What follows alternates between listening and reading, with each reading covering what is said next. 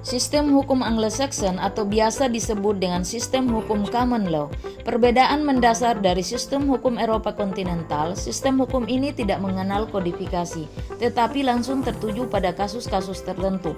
Maka sering pula disebut dengan sistem hukum yang berdasarkan hukum kebiasaan-kebiasaan. Disebut sebagai sistem hukum Anglo-Saxon karena berasal dari suku Angle dan Sax.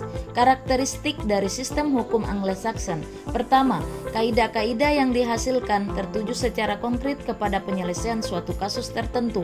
Kedua, pengadilan memegang peranan penting. Konsep kaidah hukum berkembang melalui keputusan hakim.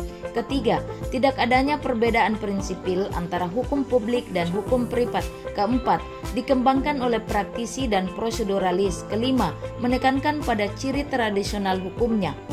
Jika dalam sistem hukum Eropa kontinental, hakim diikat pada ketentuan undang-undang, yaitu hanya dapat melakukan penemuan hukum, tidak dibenarkan melakukan penciptaan hukum. Di negara yang menggunakan sistem hukum Anglo-Saxon, justru hakim dianggap sebagai pembuat hukum. Hakim terikat pada putusan-putusan hakim sebelumnya.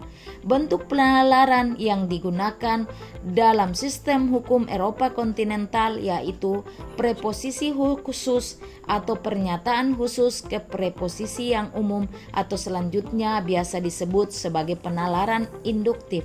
Contoh konkret: premis mayor, si A mencuri dihukum. Premis minor, si B mencuri maka harus dihukum.